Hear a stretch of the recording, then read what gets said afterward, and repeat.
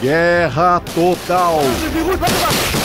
Exército de Israel diz que vai começar ataques maiores e mais severos. Invasão de Gaza pode acontecer a qualquer momento.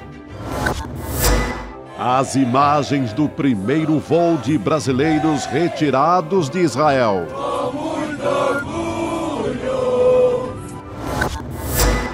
Então lave sua boca com sabão. Direita contra a esquerda. Andando com revólver em punho. Conflito no Oriente Médio acirra a polarização política no Brasil. De novo, Tribunal Superior Eleitoral julga mais uma vez Bolsonaro por abuso de poder nas eleições. O ICL Notícias, segunda edição, está no ar. Pelos dois estados e pelos direitos dos dois povos que são irmãos.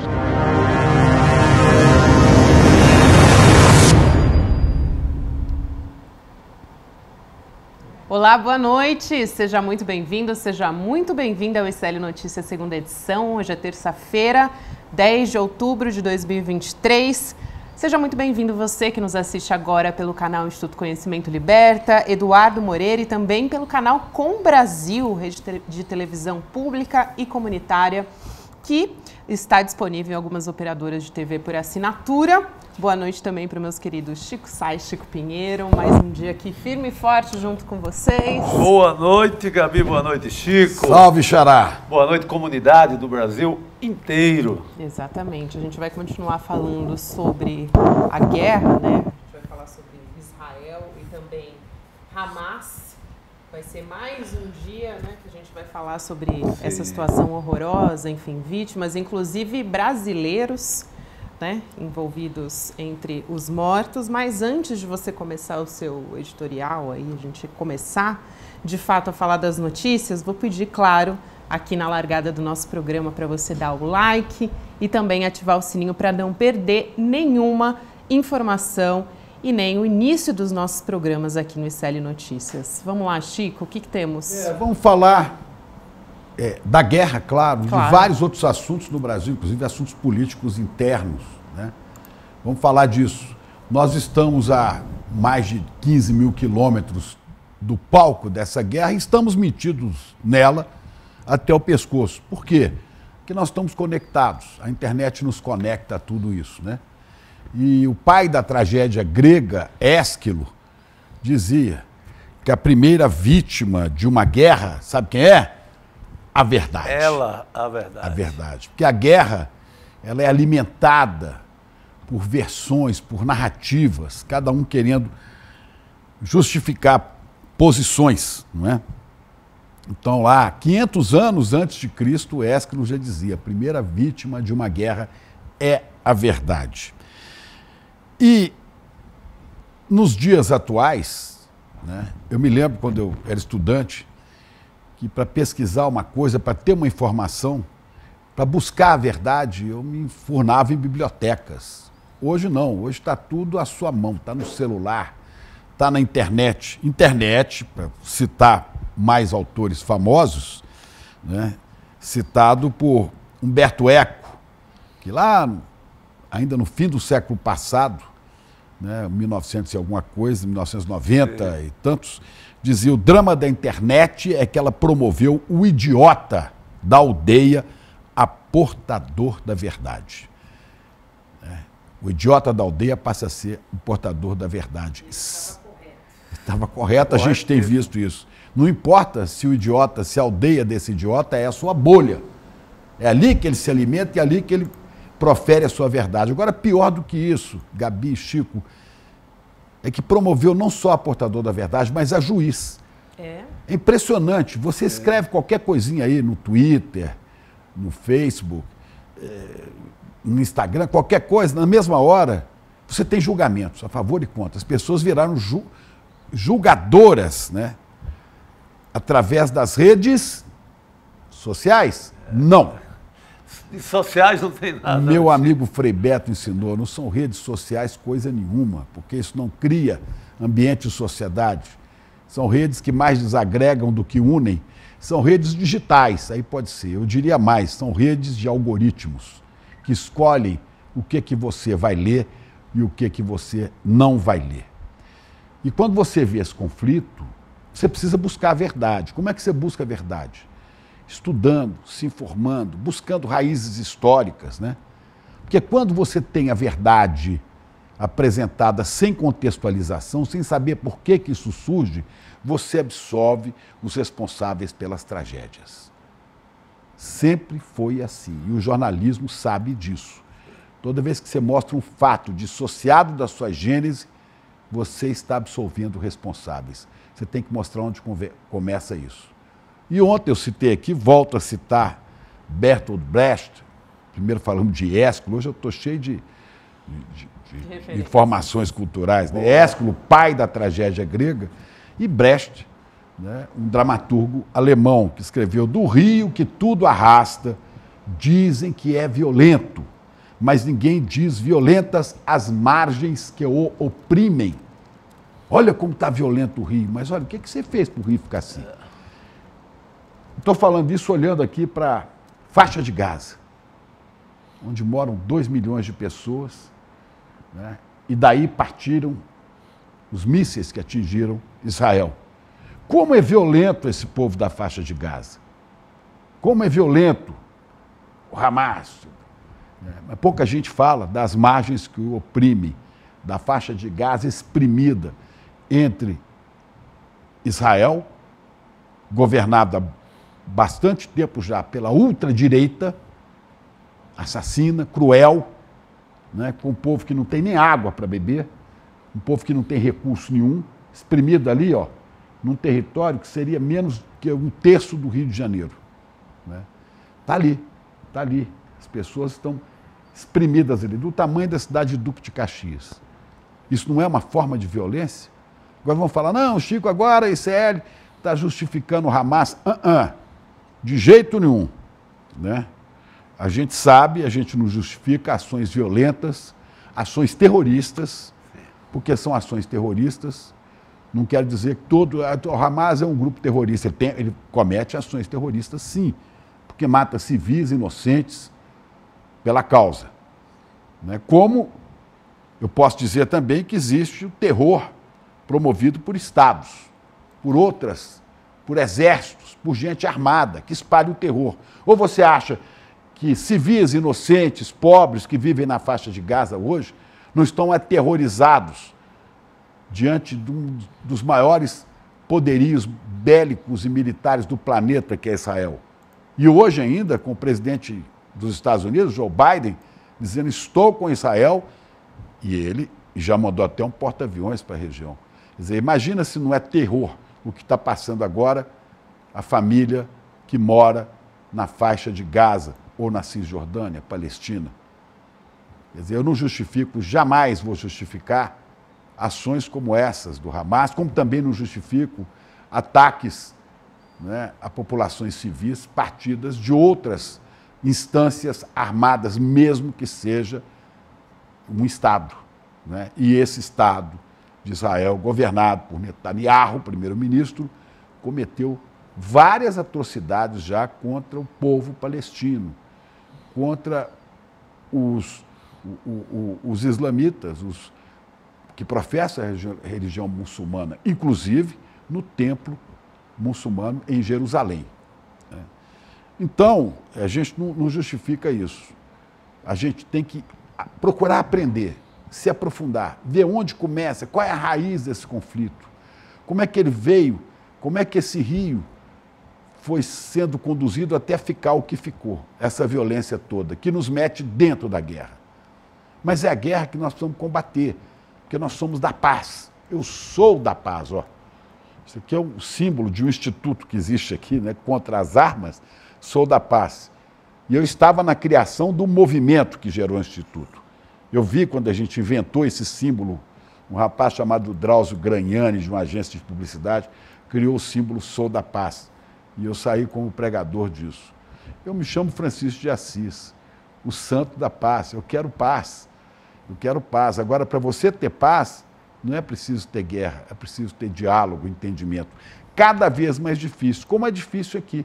Essa guerra tem semeado de novo discordâncias, cisânias, atritos entre brasileiros que estão a 15 mil quilômetros de distância, não é? Porque aqui, por exemplo, ela serve agora como discurso para a extrema-direita brasileira, para o bolsonarismo.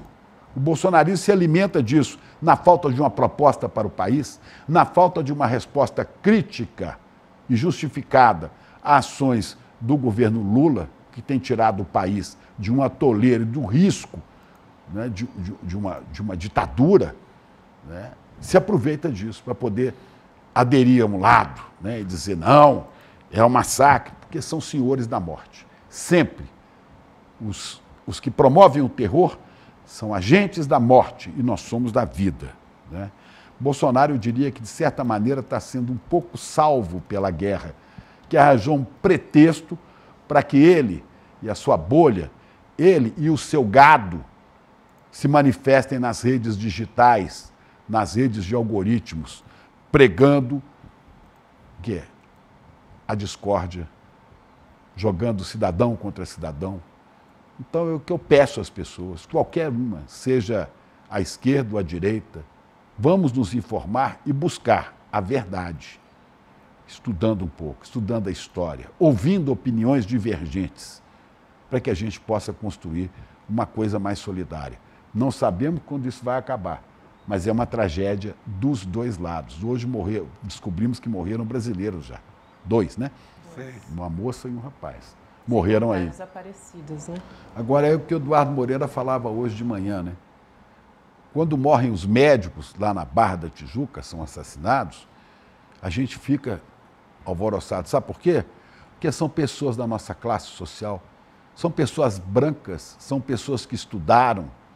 Agora, quando morrem 3, 4, 5, 10 nas faixas de Gaza brasileiras, que são no Rio de Janeiro, por exemplo, o Complexo da Maré, o Complexo do Alemão, a Rocinha e todas as outras favelas do Brasil, são números que o jornalismo dá assim, mas não vai cobrir como cobriu a morte dos médicos, saber da família como está exatamente, acompanhar os velórios, os sepultamentos.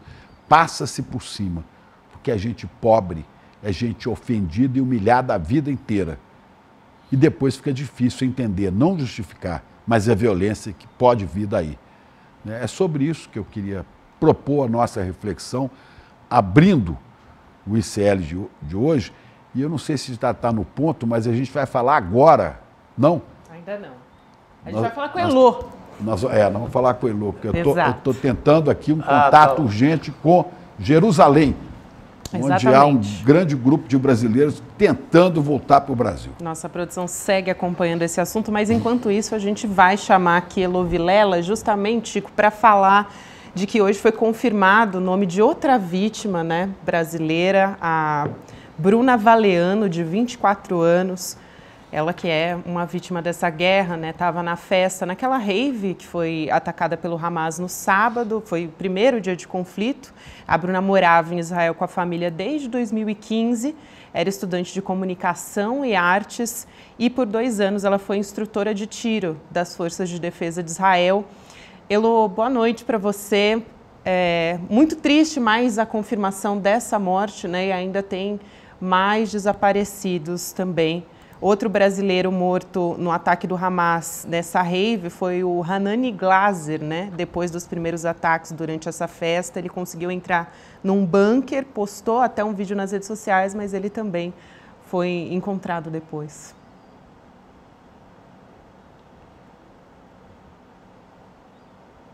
Né? Mas o Brasil não é o único país que está passando por essa tristeza profunda de ver os seus compatriotas morrendo nesse conflito, né? Os Estados Unidos já têm cerca de 14 norte-americanos confirmados mortos, outros que eles acreditam que ainda estão em hospitais ou que são reféns.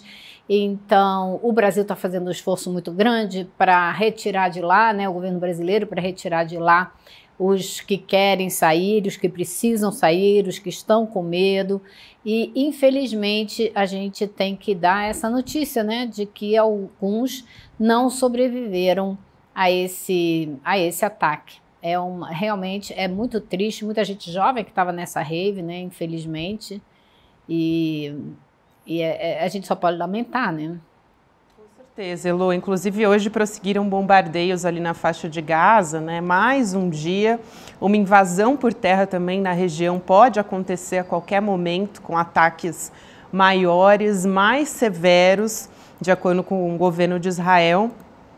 A gente tem informação de que cerca de 100 mil soldados israelenses estão estacionados na fronteira com Gaza. E também, além disso, né, são cerca de 1.000 israelenses e 830 palestinos mortos até agora e mais de 6 mil feridos, isso dos dois lados, né, juntando todas as vítimas. O Alto Comissariado de Direitos Humanos da ONU condenou o cerco de Israel a Gaza. A gente tem até a imagem aqui com um trecho dessa fala dizendo o seguinte: a imposição de cercos que põem em perigo a vida de civis, privando-os de bens essenciais à sua sobrevivência, é proibida pelo direito humanitário internacional. Sabemos, por experiência amarga, que a vingança não é a resposta. Em última análise, os civis inocentes pagam o preço. Esse foi o comunicado do Alto Comissariado dos Direitos Humanos da ONU. Elô, também você vai falar sobre... Pode falar, Elô, vai lá. Eu queria só dar mais um detalhe, porque você sabe que a faixa de Gaza é um pedacinho de terra cercado de água do território de Israel e um trechinho muito curto que é na fronteira com o Egito. E essa fronteira, essa passagem também é muito controlada, mas hoje foi alvo de pelo menos 4 ataques nas últimas 24 horas, ou seja, seria o único local por onde a população poderia escapar, poderia fugir e também está sob ataque, ou seja, a intenção é mesmo para que ninguém possa sair dessa faixa de terra. Exatamente, Elô, e até... A gente teve também o pronunciamento hoje do presidente dos Estados Unidos, né, Joe Biden. Ele fez uma declaração hoje, chamou os ataques do Hamas de um ato de pura maldade, e ele também fez um anúncio, anunciou o apoio restrito dos Estados Unidos a Israel. Talvez a gente tenha a fala daqui a pouquinho do presidente dos Estados Unidos, a nossa produção vai separar aqui. Você acompanhou esse pronunciamento, né, Elô? Qual que é a sua avaliação? Basicamente, né, a gente já sabia que Estados Unidos estava apoiando Israel, né? Não é nenhuma novidade. Com certeza, mas você sabe, para mim vem aquele eco, não sei se você se lembra do Bush falando do eixo do mal, quando você começa a usar esse tipo de retórica, é o mal puro, é a essência do mal, aí você já começa a ficar assim com o pé atrás, né? Porque isso mostra um total desequilíbrio, ou seja, a maneira de olhar para a questão já é pré-determinada. Então, faz tempo, por isso mesmo, que o governo dos Estados Unidos perdeu qualquer possibilidade de ser um negociador, de ser um fator de produzir acordos, de ser talvez quem possa trazer a paz. Não pode mais, porque ele tem um compromisso que não se mexe com esse compromisso nos Estados Unidos de apoiar o Estado de Israel, seja ele governado por quem for, seja o primeiro-ministro, uma pessoa como Benjamin Netanyahu, que é muito criticado, inclusive, dentro dos Estados Unidos por estar promovendo uma mudança muito grande que muitos julgam que é um afastamento cada vez maior da democracia. Porém, a gente viu hoje também um senador americano publicar nas redes sociais que toda ajuda militar e financeira que os Estados Unidos estão enviando para a Ucrânia deve ser redirecionada para Israel. Então, por aí, você imagina o clima dentro dos Estados Unidos. O ideal seria se ouvir o presidente dos Estados Unidos dizer o seguinte: ele disse, estamos com Israel, estamos com os israelitas, os israelenses. Sim, quase no piloto automático ali. Mas né? Diz assim, eu estou, né, estamos, pode até dizer, defendendo a causa de Israel, mas olhando o povo palestino, estamos com os que estão sofrendo. Mas quem fala isso é só o papo. Não, isso é impossível. Que olha o sofrimento de ambos os lados, né? De governo dos Estados Unidos é impossível. Agora, Elô, ele com essas duas guerras no horizonte, né? 2 guerras importantes, assim, de vulto. O que é que vai acontecer? Em matéria de dinheiro, você acha que vai ter um apoio maior também agora para Israel? Ou vai... Para onde ele vai? Para onde vai esse dinheiro maior? O Biden prometeu que vai dar apoio, vai dar todo o apoio ao esforço militar israelense. O que ele quer dizer exatamente com isso, a gente não sabe. A gente sabe que ele está mandando um porta-aviões para lá. Mas a gente já sabe também que o governo americano está aqui, né? O volume de dinheiro que ele jogou nessa guerra da Ucrânia pega os Estados Unidos no contrapé agora. Por outro lado, Chico, a gente também sabe que existe um apoio, assim, quase incondicional de uma grande parcela da população americana, seja das alas mais à direita, como algumas mais à esquerda. Por exemplo, a Alexandria Ocasio-Cortez, a AOC, que é a grande vedete do Partido Democrata, né, eleita em Nova York, ela hoje condenou as manifestações em apoio ao povo palestino que foram feitas em várias cidades do país, por exemplo, para você ter uma ideia. Então, eles vão arranjar dinheiro de algum lugar. O que isso vai causar para a economia americana, que já vem numa situação difícil desde a pandemia, eu não sei, mas se eu tivesse que apostar, eu diria que eles vão arrumar dinheiro em algum lugar para dar sinal de apoio para Israel. A gente nem sabe quanto que Israel precisa, ou vai pedir, ou vai querer, mas a gente sabe que tem muito material bélico de vários países que foi direcionado para a Ucrânia. Então, como é que estão os estoques desses países é que a gente não sabe muito bem, né? Exato. Pois Elo, você está falando aí da opinião pública do estadunidense, mas isso acontece nos países do Ocidente todo, né? Alguém escreveu aqui agora no nosso chat, se você não cuidar, os jornais farão você odiar as pessoas oprimidas e amar as pessoas que as estão oprimindo. Isso atribuído aqui ao Malcolm X, o Malcolm X, né? Que foi um líder da causa negra dos Estados Unidos, né? Você vai acabar seguindo simplesmente o mainstream, né? Os donos da comunicação, você vai acabar odiando as pessoas que são oprimidas e amando aqueles que as oprimem. Por quê? Porque há um interesse, sempre o interesse do dinheiro, né? Procura o dinheiro, procura em que lado o dinheiro está apoiando, você começa a entender. Então, é natural que você veja, né, a opinião pública sendo conduzida sem reflexão crítica, volto a dizer, sem informação necessária, a não só proferir a sua verdade, Elo, como a tomar posição e dizer assim, eu sou o juiz, e meter o dedo nas redes sociais e falar, a verdade é essa aqui e eu julgo. Julgo, condeno um lado, condeno o outro.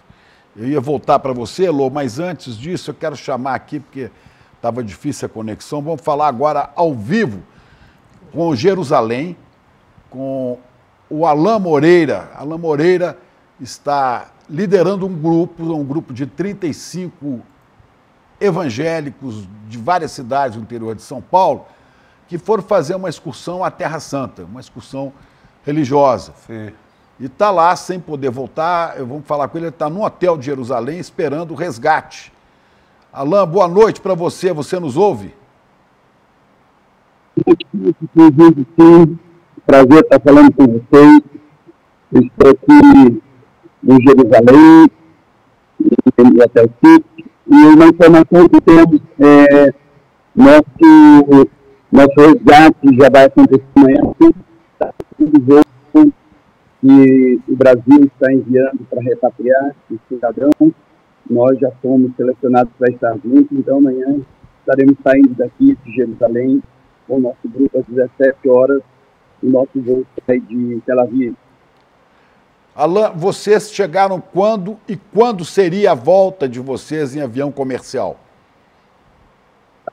Nós chegamos aqui no dia 2 do 10, e a previsão nossa, sairíamos no dia 14, viemos para a festa e também de Torá, e depois desceríamos para Galileia, fazendo todo a peregrinação aqui da terra nós dos anos, e esse ano tudo corria muito bem, participando de tudo aqui em Jerusalém. Jerusalém estava cheio como há muito tempo não via, tanto judeus vindo de vários lugares, quanto estrangeiros de várias nações. O que acontece durante a festa de Sukkot, uma marcha das nações abençoando a terra de Israel, e é muito lindo, e a gente veio participar e preparávamos para ser para Galileia já no sábado. Pela manhã nós fomos surpreendidos de uma coisa inusitada. Há 24 anos eu venho aqui em Israel, sempre a gente teve um rumo de conflito, mas nunca experimentamos o que a gente experimentou. A Jerusalém, pela primeira vez, foi bombardeada e foi muito temor.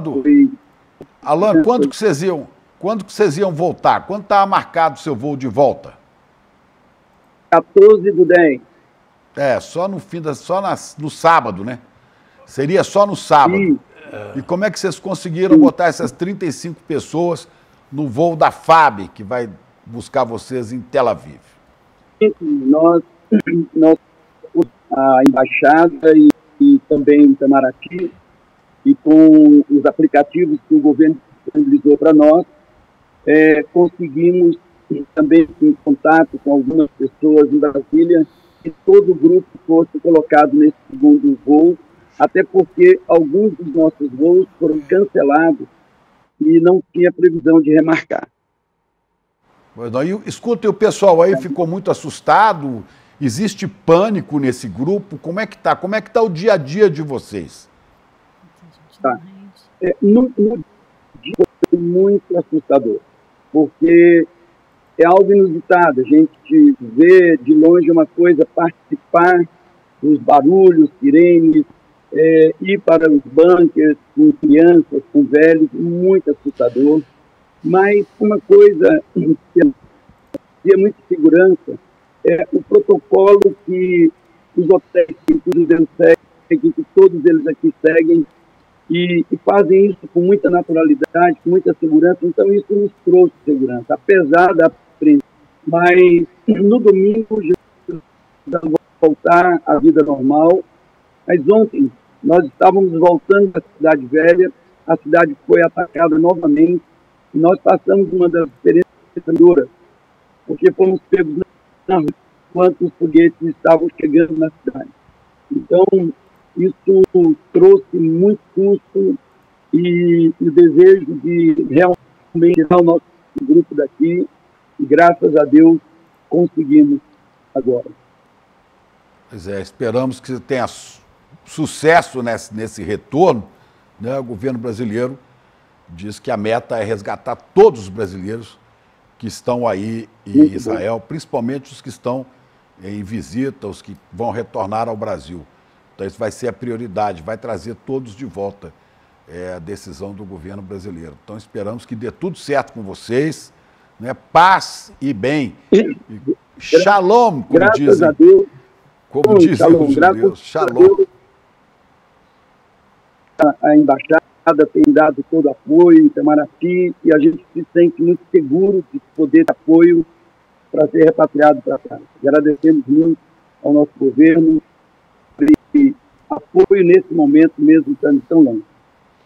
Pois é, o governo brasileiro está cuidando, e o embaixador aí, até um conhecido meu, Fred Maia, está em grande atuação para conseguir, pelo menos, proteger os brasileiros. Você vê que ele ia voltar dia 14, mas antecipar 4 dias já é importantíssimo, né? Porque cada dia a cada 24 horas o perigo, o risco. A cada dia é um risco. A gente vai falar da Operação Resgate mais à frente desses brasileiros, né? Mas vamos voltar para Elô. Inclusive, a gente tem imagens, né, dos aviões, mas só para quem chegou no meio da conversa, né, daqui a pouquinho a gente vai passar essas imagens.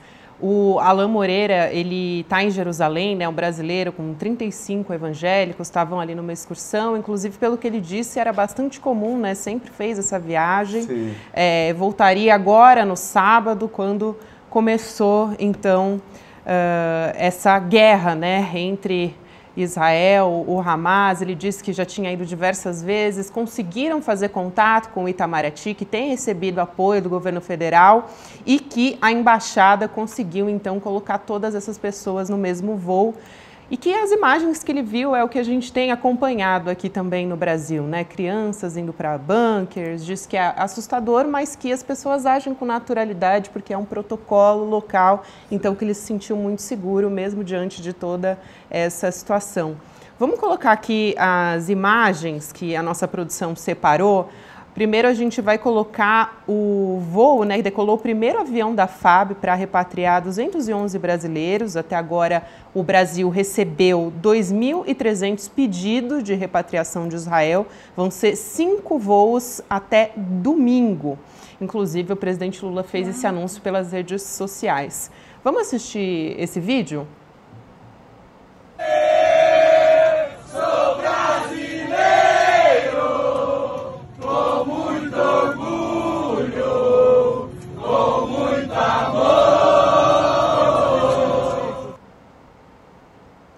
É isso, né? Agora também a gente espera que o Alain Moreira e todas as pessoas que estão ali esperando por esse resgate consigam também voltar o mais rápido possível. Sim, né? E aí, Gabi, não é só o brasileiro que está em excursão, como esses evangélicos. Sim. Aí tem muitas pessoas que moram lá e querem voltar nesse momento, temendo o risco de vida, né? Claro, deve ser apavorante você estar no meio desse fogo cruzado, né? Exatamente. E tem página do governo brasileiro que é ao que o Alain se referiu, que um aplicativo, você vai lá, se inscreve e fica na fila para pegar esse avião de volta.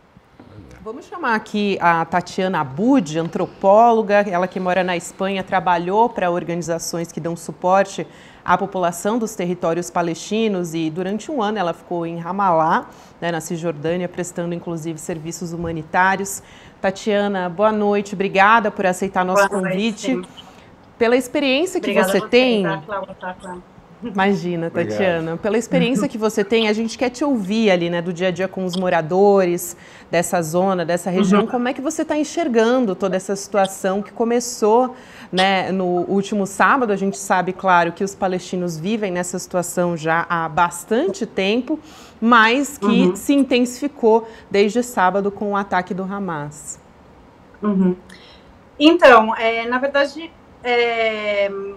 eu acho que isso é uma consequência, né, da colonização, desse projeto sionista, de todo o apartheid que está acontecendo, né? Então, assim, as pessoas palestinas vivem isso desde mínimo 1948. Elas são vítimas, sofrem diariamente o que aconteceu esses 2 dias, né, durante esses ataques. Então, assim, são pessoas que foram expulsas das casas, são pessoas que foram expulsas dos seus próprios territórios. Elas não têm acesso a água, medicamentos, a serviços básicos, a hospitais, não podem voltar para suas casas. Tem mais de 8 milhões de pessoas refugiadas expatriadas. Então, assim, agora estão sendo atacadas com bombas de fósforo, têm as casas demolidas, são presas. Vocês supõem que sabem que o Estado de Israel pode prender crianças a partir de 12 anos, então...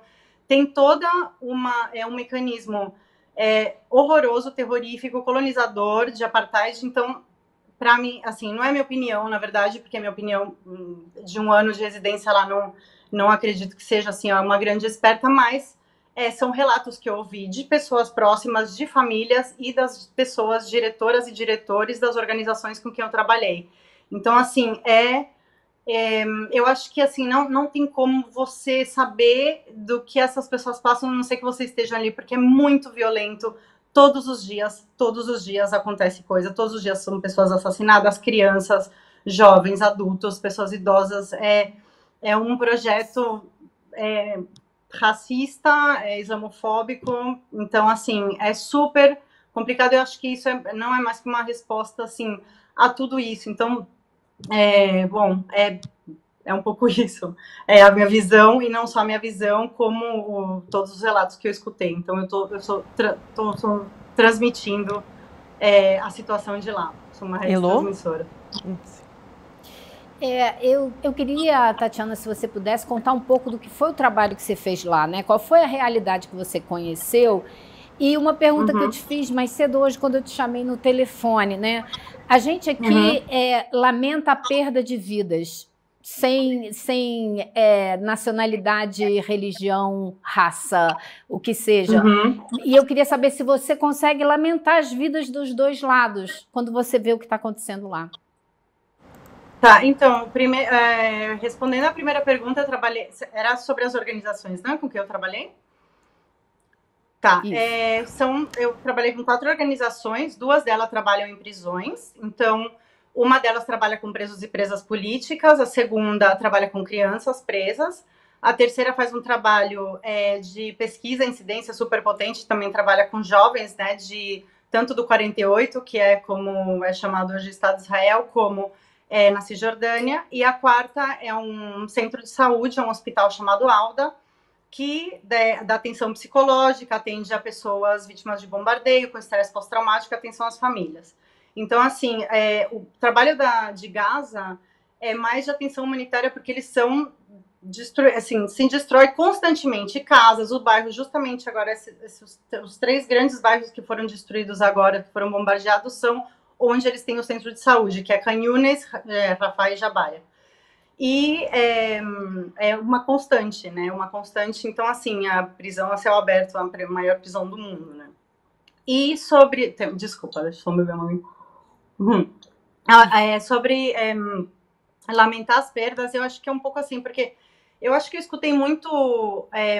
eu ouvi muito essa pergunta, né? Eu estive 2 dias seguidos, assim, 24 horas ouvindo entrevistas, né? Então, assim, a mídia ocidental, eu acho que na verdade faz essa pergunta como, são civis, né? Como se sendo civil tivesse um ponto assim de inocência, mas assim a maquinária a estrutura israelense, ela não funciona sem os colonos e as colonas. Então, assim, as pessoas que ocupam ilegalmente o território, elas também formam parte desse mecanismo, né? Então, assim, eu gosto. Eu queria muito colocar ênfase também agora nas pessoas israelenses que apoiam a Palestina e a não ocupação, ou os grupos de judeus ultra-ortodoxos que também estão em contra da ocupação. Então, assim,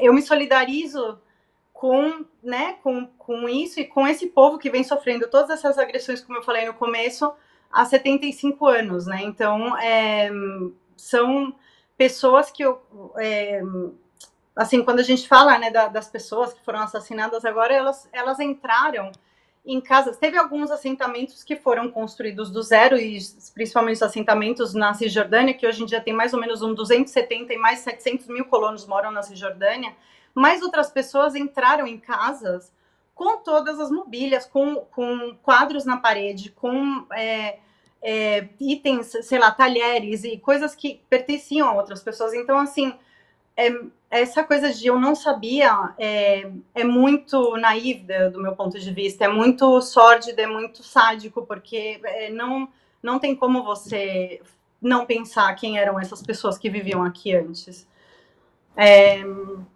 Minha opinião, e como digo sempre, opinião, e eu escutei, na verdade, essa história da família, eu fiz uma entrevista uma vez com uma soldada israelense, que ela é desertora, e ela me contou isso, que o avô dela foi uma das pessoas que ocupou uma casa em Haifa, já com toda essa estrutura. Então, eu não vou... Que claramente pertencia a uma outra família, né?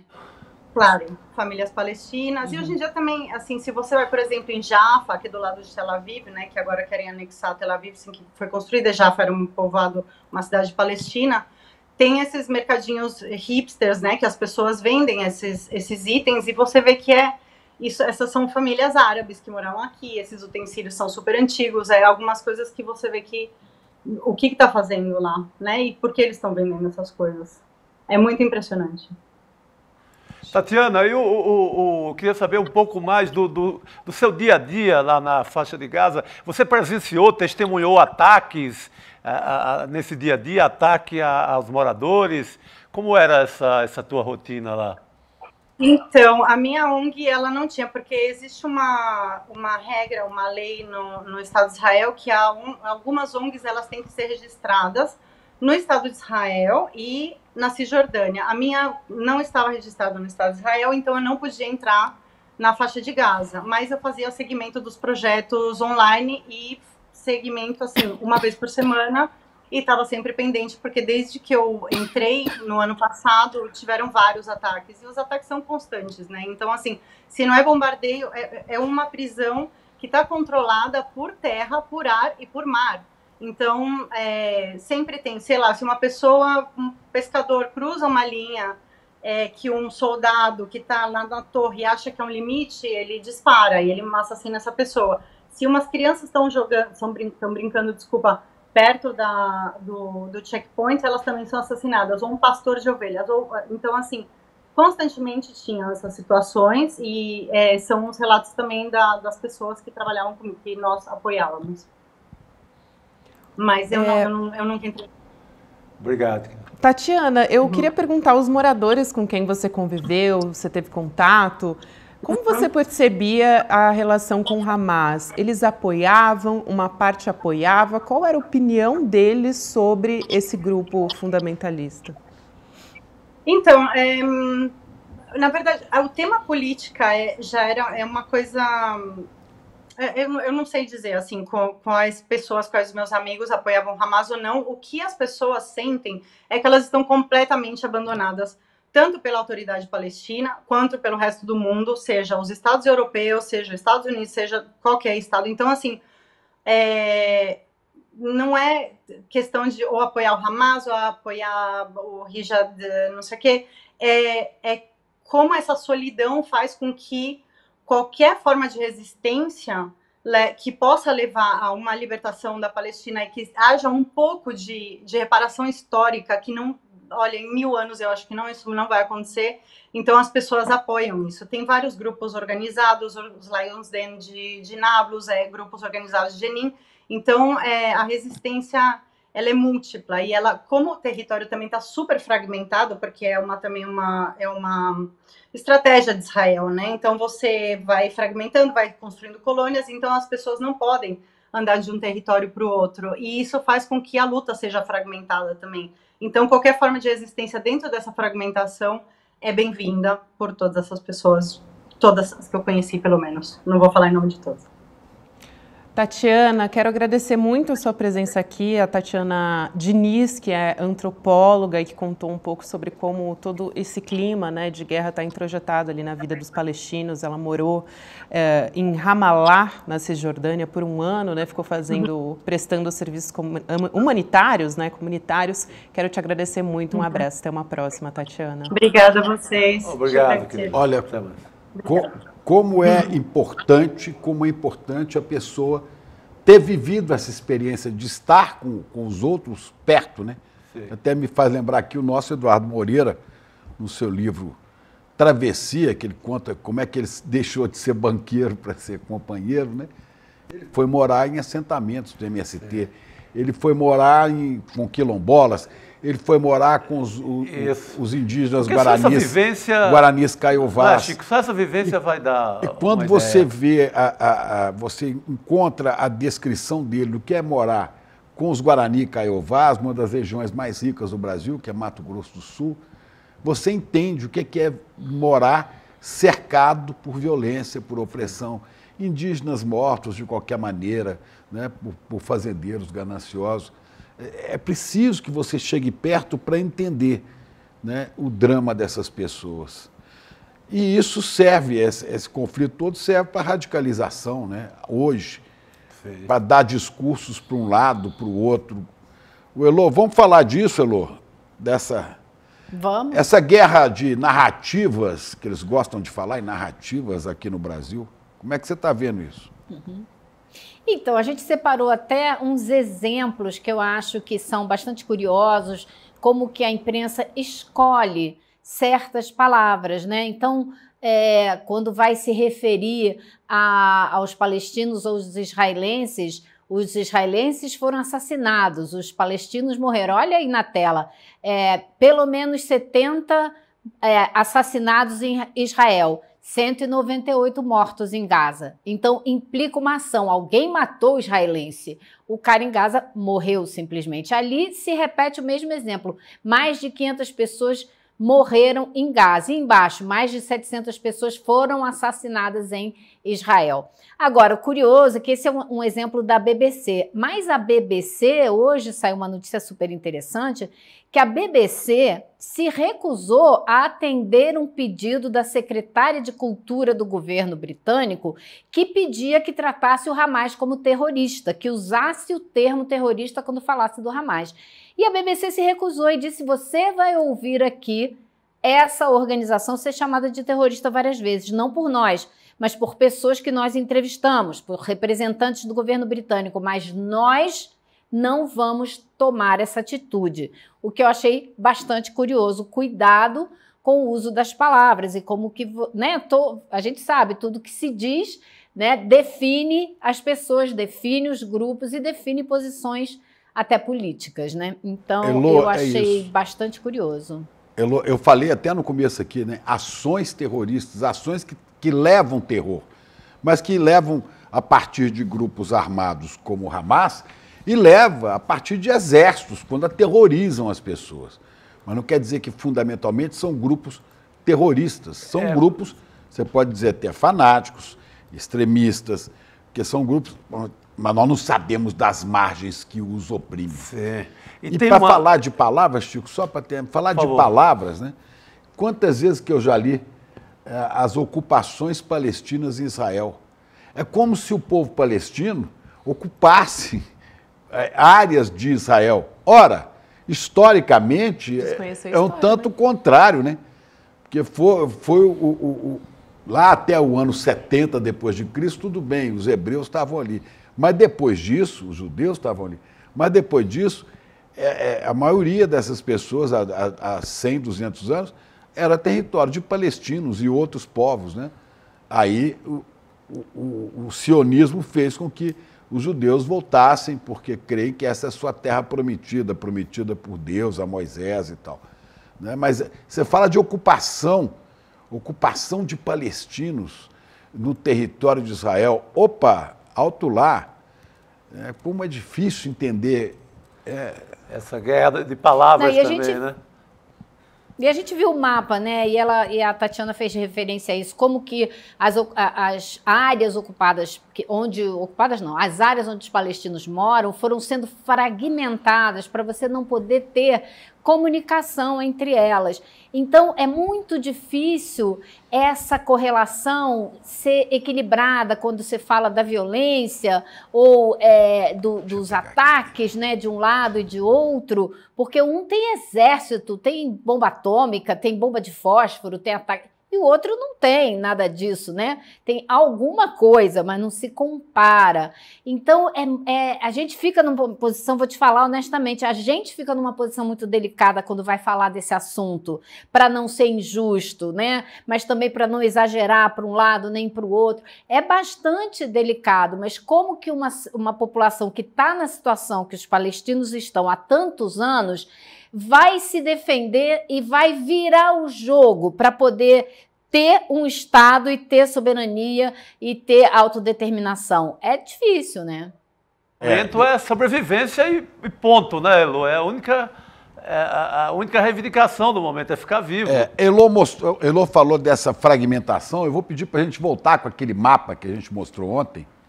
Dá para botar aquele mapa que estava agora aí, que mostra a evolução. Olha só, em 1946, essa área escura aqui era a área onde estavam palestinos. E essas partes brancas onde estavam os judeus. Só que em 1947 a ONU fez essa divisão. Ficou aqui no norte palestinos, aqui é a Cisjordânia, e aqui a faixa de Gaza. Veja, a faixa de Gaza vinha aqui, vinha toda a fronteira com o Egito. 47. Em 67, a coisa já estava assim. Os palestinos já estavam mais condensados aqui dentro da Cisjordânia e a faixa de Gaza virou uma tripinha ali. Em 2010, olha aqui, olha o que é a faixa de Gaza, minúscula, e olha o território único da Cisjordânia, como é que está todo fragmentado. Por quê? Porque o governo ultradireitista de Israel meteu colônias de israelenses aqui dentro. Então, a pessoa que mora aqui nessa área escura, que você está vendo, pretinha, ela não consegue chegar na outra, a não ser passando por dentro de território de israelenses. Quer dizer, é uma coisa de aniquilar mesmo. Vamos tirar, varrer esses caras aqui, mas só que não vão conseguir. Nem um lado, nem outro. É preciso retornar à ideia dos dois estados, que é dificílima, né? Proposta até por um diplomata brasileiro, a solução dos dois estados. Não, eu quero retomar a questão da guerra das palavras e das versões, narrativas, etc. Não, para lembrar como criou uma confusão, como ficou uma cobrança em cima do Lula, por exemplo. Ele chamou de uma ação terrorista. A ação do Hamas é rotulada, chamada em rede social pelo presidente da República como leva terror. Sim, e ele chamou, e o presidente chamou de terrorista. O Itamaraty, não, porque o Itamaraty segue cartilhas, recomendações da ONU, que não chamam o Hamas de terrorista, portanto, o Itamaraty está numa linha, e outra coisa é a opinião do presidente da República. Mas se fez uma confusão tão grande em cima disso, o Brasil não chamou a ação de terrorista. Gente, o presidente da República foi lá e disse que era uma ação terrorista. Lamentou as mortes de israelenses e disse que era uma ação terrorista. O Itamaraty não pode, sair gritando, olha os terroristas, olha os terroristas. Quando Hitler ocupou a França, né, e veio a resistência francesa, né, e eu conversei até com um cara que pertenceu à resistência francesa, né, ele contando, eles explodiam postos chaves onde estavam, hotéis onde estavam oficiais nazistas, em defesa dos... É uma ação que levava o terror a eles? Sim. Agora você vai falar que a resistência francesa era terrorista? A resistência terrorista não, tinha atos, né? Bom, Chico, se for assim, eu vou voltar lá no Haiti, né? A gente vai dizer que os ex-escravizados haitianos que mataram os franceses todos e assim declararam a independência foram terroristas? Não. Chico Sá, eu achei super interessante você lembrar esse ponto, porque isso é um problema que está acontecendo agora no Conselho de Segurança da ONU, onde o Brasil é, no momento, o presidente, o Conselho expandido, aquele que tem 15 países, né? O Brasil está na presidência e tem sido muito pressionado pelo diplomata de Israel para que trate o Hamas como uma organização terrorista. E o governo do Brasil, exatamente por isso que você falou, se recusa a fazer, porque diz, não é assim que a ONU trata, então não é assim que nós vamos tratar, ponto. Exatamente.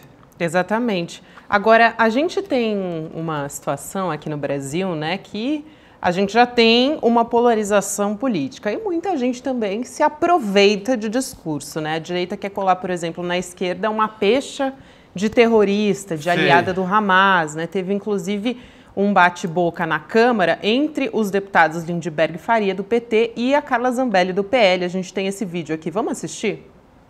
Para concluir, eu estou vendo aqui uma deputada, essa deputada que está me interrompendo aqui, andando com o revólver em punho, perseguindo uma pessoa nas vésperas da eleição. Isso é terrorismo, querida. A senhora não sabe, explodir bomba é terrorismo. Essa é a verdade, essa é a verdade. Isso é terrorismo, é terrorismo. A senhora é uma terrorista. A senhora é uma terrorista. Você não é homem de dizer isso, não.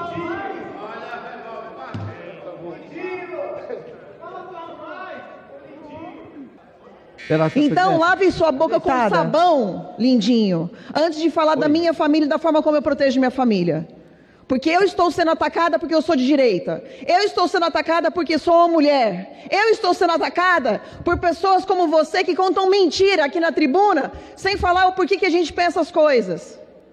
É por isso que eu estou sendo atacada. É por isso que eu ando com defesa policial.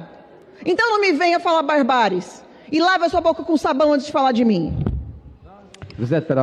Próximo inscrito, deputado Reinaldo Stefani.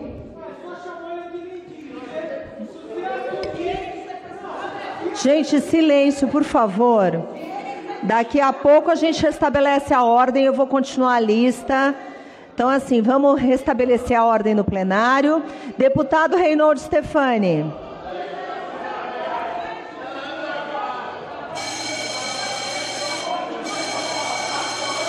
Vamos restabelecer a ordem, por favor. Acalmem-se, deputados. Deputado Charles Fernandes. Deputada professora Luciene Cavalcante. Deputado Benes. Inclusive, quem deu o tom da extrema-direita foi o próprio Jair Bolsonaro, né? Ele postou poucos minutos depois que começou o conflito lá no sábado, né? O ataque do Hamas. Ele postou nas redes sociais e também um vídeo no Instagram dele com o Benjamin Netanyahu. Ele fez uma postagem dizendo o seguinte: pelo respeito e admiração ao povo de Israel, repudio o ataque terrorista feito pelo Hamas, grupo terrorista que parabenizou Luiz Inácio Lula da Silva quando o TSE o anunciou vencedor das eleições de 2022. Ele não fala nem a palavra presidente, né? Não, há um esforço tremendo da extrema-direita que quebrou o Palácio do Planalto, quebrou o STF, quebrou o Congresso, praticou terrorismo, ia explodir o aeroporto de Brasília. Terrorismo. Há um esforço de todos esses terroristas em fazer essa associação de Hamas, esquerda no Brasil, e seguir com a velha polarização, né? Há um esforço tremendo. E junta-se a isso o fato dos evangélicos terem uma associação, uma ligação que eles inventaram com Israel, que é uma ligação baseada no Velho Testamento, por conta do que diz o Gênesis, né? Dos filhos de Abraão. Então, eles criaram uma ligação simbólica. E na marcha com Jesus aqui, de 2017, o cônsul-geral de Israel, por conta dessa ligação, participou da marcha. Então aconteceram várias atitudes. O próprio Bibi, o Netanyahu, ele, quando esteve no Brasil, ele falou que era muito bem-vinda essa associação e esse pendor, digamos assim, dos evangélicos por Israel. Ele agradeceu isso. Então, foi criada uma ligação que não se sustenta em nada, a não ser numa simbologia religiosa que você cata aqui, cata acolá no Antigo Testamento. Foi criado isso. Então, você pega também todas as igrejas hoje, o Malafaia, por exemplo, que dizia que o Deus de Israel é o nosso Deus, ele diz isso na igreja dele todo dia. Também tem... Os pentecostais não gostam do Evangelho de Jesus Cristo, não. Eles gostam do Antigo Testamento. Exatamente. Que é um negócio por isso que eles fizeram, eles construíram essa ligação simbólica com uma narrativa, para voltar ao que eles gostam tanto, uma narrativa criada, assim, como se alguém vai criar uma peça de ficção. Criaram isso e se juntaram. Agora eles estão colados a Israel, e isso ajuda agora na polarização a quebrar o pau, né? Porque todas as igrejas evangélicas estão aliadas a Israel e, assim como na eleição de 2022, sentando a pua em Lula na esquerda a partir da guerra em Israel. Vê que loucura. E não entendem que agora Bolsonaro recebe uma líder política neonazista.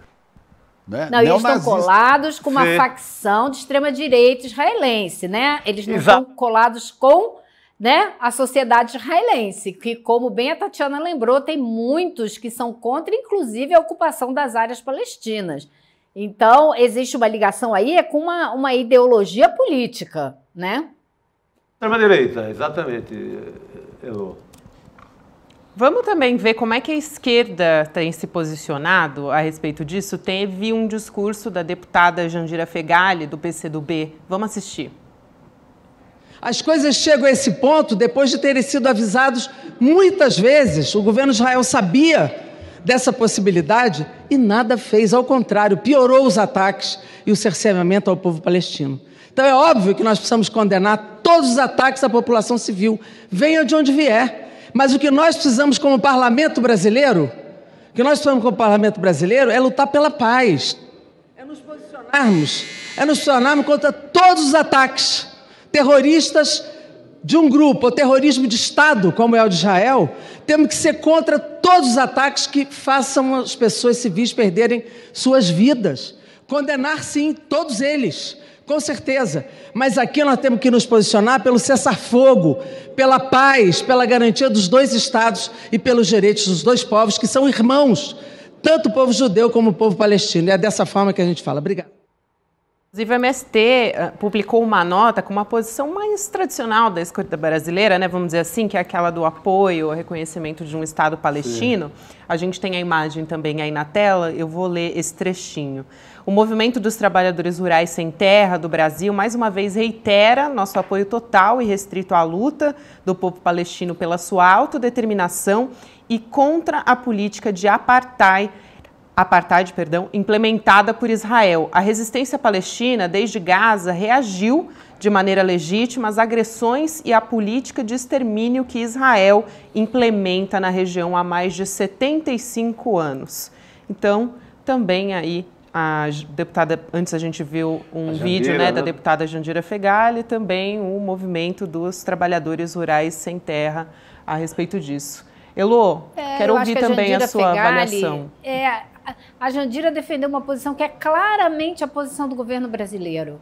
É uma posição tradicional da diplomacia brasileira, inclusive. Não tem nenhuma surpresa, nenhuma novidade nessa posição do governo brasileiro. A posição do MST, que é um movimento social que não representa o governo brasileiro em absolutamente nada, certo? Vamos fazer essa ressalva.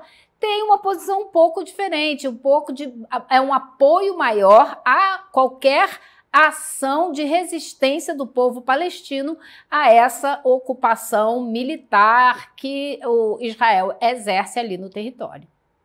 Você teve numa manifestação, não, Elô, hoje, em apoio à Palestina, inclusive, ouviu um manifestante? Teve uma manifestação pequena aqui, tá? Não foi nada grande, tinha uma supostamente no Rio de Janeiro e vai ter uma outra aí em São Paulo. O MST é uma das organizações encabeçando. Então foi uma manifestação pequena, mas foi uma oportunidade de encontrar pessoas que têm mais ligação com essa história do que a gente, né? Então eu conversei com um rapaz que tem família na Palestina, na Cisjordânia, um rapaz que se formou em medicina, inclusive aqui no Brasil, ele mora no Brasil. Hoje, Elô, o Michel German, inclusive professor aqui no ICL, né, que fala muitas vezes a respeito da pesquisadora, na verdade. Judeu. Exatamente, também ligado ao Instituto Brasil-Israel. Ele foi hostilizado no Rio de Janeiro, numa universidade também, por pessoas que estavam lá realmente para perseguir o Michel German. A nossa produção está separando esse vídeo também para a gente ter uma ideia de como... Gente, que loucura como isso. Esquentou a coisa aqui, né? Retomou toda a guerra eleitoral de 2022, agora com essa história. E conseguiram se livrar das outras ninguém encrencas. Fala né? mais, né? Ninguém fala mais da Carla Zambelli, ninguém fala mais de Sérgio Moro, ninguém fala das joias de Bolsonaro e dos atos golpistas, porque isso aí agora ocupa. Agora a gente teve a revelação de um cheque fantasma com o qual o Flávio Bolsonaro comprou 12 salas no Rio de Janeiro, 12 imóveis, e isso está ali um cantinho no noticiário. Então, eles estão tirando muito proveito em esquentando essa polarização, eles tiram muito proveito e saem do noticiário negativo, né? E eles esquecem, e nessa hora também, eles escondem e apagam, tem muita gente apagando, apoio a grupos neonazistas no Brasil, a ligação com o neonazismo no Brasil. Então,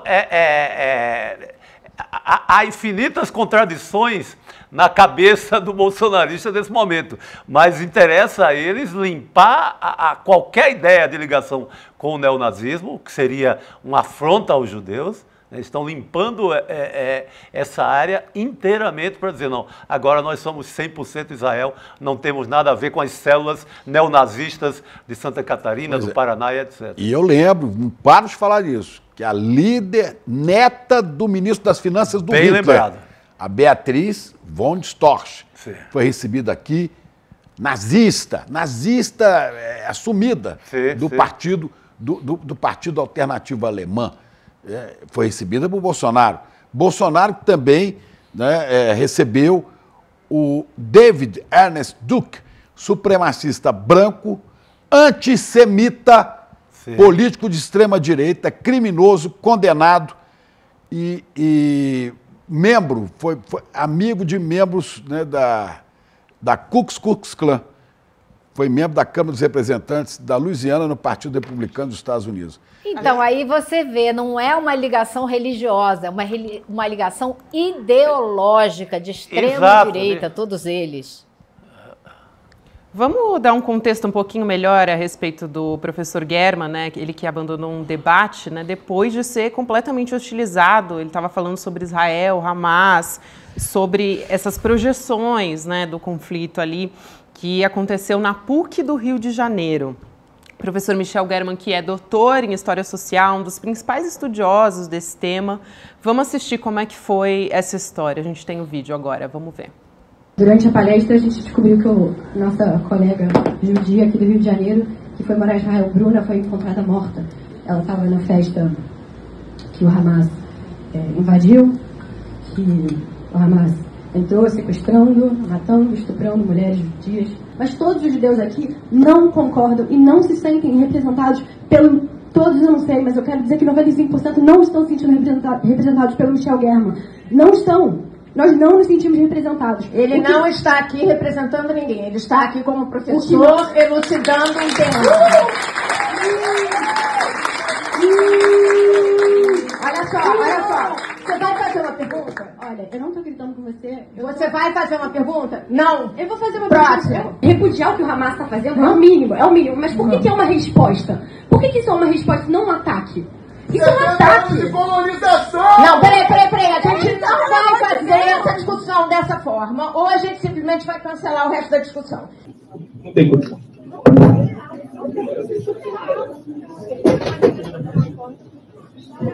Vocês ganharam. Importante a posição também da professora a respeito disso ali, né? Porque não se pode, o professor que estava sendo ouvido numa universidade a respeito disso, o professor Michel German, inclusive, respeitadíssimo a respeito desse tema. Você está representando quem? Ela queria que ele representasse Netanyahu? Faz sentido, né? Faz sentido. Aí, mas isso para mostrar um pouco o clima que a gente está vivendo se instalou agora. A partir disso, da guerra. Vamos chamar o Tiago Ávila para a nossa conversa. O Tiago, que é especialista em relações internacionais, esteve pessoalmente em Israel, Gaza, Cisjordânia. Ele vai ajudar a gente a entender, né, esse conflito, que é o que tudo indica está longe de terminar. Claro. Eu, inclusive, tinha sugerido o Tiago para falar com a gente sobre esse e outros assuntos. O Tiago é excelente. Ele me foi apresentado pela minha filha mais velha, Ana Catarina, que falou: pai, olha esse cara aqui no Instagram, olha esse cara aqui. E eu comecei a ver, falei, pô, como é que esse menino é tão sabido? Como ele sabe tanta coisa? Que visão clara e crítica que ele tem da realidade. E aí a gente descobriu você, Tiago. Eu fico muito feliz de te receber aqui. Boa noite, Tiago. Obrigado a todo mundo. É um prazer estar aqui no ICL. Admiro muito o trabalho que vocês fazem, gente. Essa batalha da informação é tão difícil, né? Nesses dias a gente tem visto com tamanha restrição da liberdade de imprensa, da liberdade de opinião política nas mídias sociais, em todos os veículos que a gente tem, a gente vai vendo o quanto é difícil travar a batalha das ideias, sendo que existe uma maré hegemônica de dominação que reproduz uma sociedade com exploração, opressões e destruição da natureza, e quando a gente enfrenta isso é muito duro. E eu admiro muito o trabalho que vocês fazem no ICL, porque vocês têm toda a coragem de enfrentar e lutar essa grande batalha do nosso tempo, que é uma batalha por verdade, por justiça e pela paz verdadeira mesmo. Então, estou muito feliz de estar aqui com vocês, gente. Obrigada, Tiago. Obrigado, é super querido. Recíproco, sem contar o didatismo, né, do Tiago nas redes sociais. É algo tão complexo da gente compreender. Ele tem feito vídeos curtos, muitas vezes, para explicar tudo o que está acontecendo. Agora, à tarde, Tiago, o grupo islâmico fundamentalista do Iêmen postou também um vídeo nas redes sociais ameaçando entrar nessa história, né? Há uma discussão sobre uma eventual participação do Hezbollah também no conflito. Eu queria que você falasse um pouco a respeito disso. Geopolítica. Exatamente. O que a gente pode esperar, né? A gente tem visto, pelo menos até o momento, cada vez mais a situação se agravando. Isso é muito importante, Gabriela e demais, porque a gente vê que é um conflito que não é de hoje, né? Já são 75 anos de colonização e apartheid que acontece contra o povo palestino, contra as mais de 7 milhões de pessoas que viviam originalmente ali, de forma originária, e que ainda vivem hoje, tanto na Cisjordânia ocupada, como nas áreas ocupadas em 1948, que são chamados de árabes israelenses, como as 2.200.000 pessoas que vivem na maior prisão sem teto do mundo, que é Gaza hoje. Portanto, ao longo desses 75 anos, em diversos momentos, a situação escalou para uma necessidade tamanha das pessoas defenderem o povo palestino, que envolveu diversos outros países. Então, isso aconteceu em 2006 também. Em 2006, depois que o governo sionista retirou as últimas colônias que tinha em Gaza para executar seu plano de cercar aquela área e transformar, de fato, fazer um cerco, uma política de sítio, né, que inclusive é crime de guerra, quando a gente viu em 2006, quando começou o novo bombardeio a Gaza, o Líbano respondeu em solidariedade. E a gente vê isso ao longo da história da humanidade, né, gente? Ninguém quer ver uma guerra. Agora, a gente sequer pode chamar de guerra o que Israel pratica contra o povo palestino há 75 anos, porque a gente está falando da quarta ou quinta maior potência militar do mundo, que tem armas nucleares, que tem armamento de última geração, que em apenas 2 dias, em 2014, por exemplo, jogou tantas bombas na faixa de Gaza, que era o equivalente a 1 quilo de explosivo para cada família de 5 pessoas, numa das áreas mais densamente povoadas do mundo, gente, onde 2 milhões de pessoas estão numa área do tamanho do plano piloto de Brasília. Então a gente está falando de algo que mata severamente civis e que gera um impacto terrível. E isso gera a solidariedade dos povos, assim como o apartheid na África do Sul gerava a solidariedade dos povos que provocavam uma política de boicote, de desinvestimento e sanções. Assim como as leis de segregação racial de Jim Crow nos Estados Unidos, que Martin Luther King, Malcolm X e tantas pessoas enfrentaram com tanta coragem, também encontravam eco na solidariedade internacionalista. Assim como, há pouco mais de um mês atrás, quando o neocolonialismo francês e estadunidense queria invadir o Níger pela sua vontade de não ser mais uma mera colônia francesa, foi encontrado e pararam seus planos na solidariedade do povo de Burkina Faso e de Mali, que disseram, essa luta também é nossa, e se vocês tentarem invadir o Níger, vocês vão encontrar uma aliança militar defensiva de 3 países que sabem que a sua libertação não se alcança sozinho, é em coletivo enquanto humanidade. Eu carrego muito para mim, gente, aquela fala do Nelson Mandela, que foi uma pessoa que enfrentou 27 anos de prisão por conta do apartheid, e que ao sair, ele falou, olha, nós estamos em vias de libertar a África do Sul do apartheid, mas o povo, a humanidade, só será verdadeiramente livre quando o povo palestino também for livre. Então, isso é algo que nós devemos levar em consideração. Quando o Líbano, quando o Iêmen, quando diversos outros povos se manifestam em favor do povo palestino, é numa política defensiva, porque estão lidando com uma potência militar que há 75 anos pratica colonização e apartheid. Então, se esses povos não se colocarem pelo povo palestino, quem se colocará? Porque a gente já viu ao longo de 75 anos a diplomacia falhar, porque Israel simplesmente não respeita tratados internacionais, não respeita sentenças e condenações das cortes internacionais, não respeita relatório das organizações de direitos humanos como Anistia Internacional e Human Rights Watch, que atestam que Israel pratica um regime de apartheid. Portanto, se ele não é um Estado sionista que não respeita ninguém e nada, com o que a gente vai contar, com o que o povo palestino vai contar para ter direito à vida e à dignidade? Vai ser um enfrentamento militar? Vai ser uma vitória militar? Impossível. A gente está falando de realmente uma potência militar ali. Então, o povo palestino hoje, que está nesse momento recebendo bombas na cabeça em Gaza, em hospitais, nos poucos equipamentos públicos que existem ainda, eles dependem de nós, dependem da nossa coragem de enfrentar esse cerco midiático, que numa cobertura, por exemplo, de um grande veículo de comunicação do Brasil, dedicou 40 minutos no domingo para falar dessa situação, e desses 40 minutos, 37 minutos foi numa perspectiva sionista, e menos de 3 minutos estavam dedicados à perspectiva do povo palestino. Então a gente está falando de poderes muito grandes estabelecidos, que são os mesmos, como a Heloísa estava falando, que defendem uma dinâmica de classe de uma sociedade que explora, oprime e destrói a natureza. E a extrema-direita, que é muito organizada em Israel e é muito organizada aqui no Brasil também, vai ter capacidade de criar uma narrativa ideológica que desumaniza as pessoas, porque a dominação, dizia aquele italiano chamado Gramsci, né, que a hegemonia ela se mantém a partir do consentimento e da coerção. A coerção é com a força militar, como eles fazem em Gaza, mas o consentimento é a partir da ideologia, de desumanizar, de tratar o povo oriental, com essa lógica orientalista, como violento, de tratar o povo palestino como intolerante, né, como não respeitador da liberdade religiosa, sendo que antes da criação do Estado de Israel, da dinâmica sionista da criação do Estado de Israel, os povos viviam em paz lá, entre muçulmanos, entre 10% de cristãos e entre 3% de judeus. Portanto, é um povo que já viveu em paz antes da interferência imperialista e que merece viver em paz. E nós devemos buscar a paz verdadeira. Eu admiro muito, e eu tenho certeza que é com as melhores intenções, Elo e demais, quando as pessoas falam, orem por Israel. E que bom que a gente consiga dedicar boas energias e que nunca mais nenhum civil sofra por conflitos injustos assim. Mas a paz verdadeira só vai ser alcançada quando acabar a maior violação da humanidade hoje, porque o direito internacional proíbe a colonização e condena o apartheid também. E existe ainda uma colônia no coração ali de onde foi o berço da humanidade, não só na Palestina, é importante dizer, existe um outro povo também do Saara Ocidental, que é a última colônia de África, que inclusive tem coisas assustadoramente semelhantes.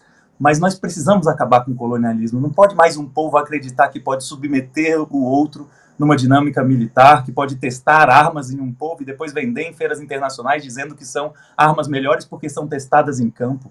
Então, é algo necessário a gente levantar a voz em defesa do povo palestino pela Palestina livre, e eu fico muito feliz com a coragem de vocês de estarem ecoando uma voz assim, porque ser um veículo de comunicação contra-hegemônico para falar a verdade, num tempo em que não se diz a verdade, é um ato de coragem muito grande. Tiago, importante você falar dos saharauis, mas eu queria que a Gabriela retomasse a pergunta inicial. Não, sim. Não, Tiago, a gente está também com essa eventual participação do Hezbollah, né, no conflito, então a gente quer entender se a gente tem mais informações a respeito disso também. O grupo islâmico, né, fundamentalista do Iêmen. Sim, também ameaça. Sim, se a gente tem já alguma informação, se isso tem avançado e como já fica a Arábia Saudita nessa história, também, né, que estava estabelecendo relações com Israel, tem ligações com os Estados Unidos, mas eu não sei como está o povo da Arábia Saudita, os muçulmanos de lá, né? Inclusive no Egito também, porque Israel fechou a saída de Gaza pelo Egito, né? Exatamente. Isso é importante, porque existia, de fato, uma aproximação do governo israelense com o governo da Arábia Saudita e dos Emirados Árabes Unidos, que isso foi, de fato, algo cancelado a partir de agora. O governo da Arábia Saudita já emitiu uma nota cancelando todo o processo de diálogo que estava de estreitamento de relações e manifestando sua defesa ao povo palestino. Isso deve acontecer também nas próximas horas com o governo dos Emirados Árabes.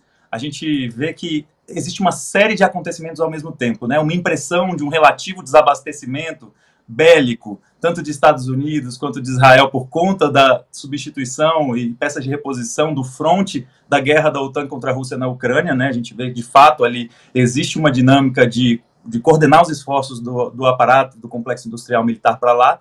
Isso faz com que dê uma ideia de relativo desabastecimento. Eu não apostaria muito as fichas nisso não, porque o complexo industrial militar estadunidense é muito forte, muito poderoso, capaz de suportar vários frontes. Tanto é que as provocações seguem em Taiwan, tanto é que avaliavam invadir o Níger junto com a França, né? Então não é algo que dá para se fiar nisso.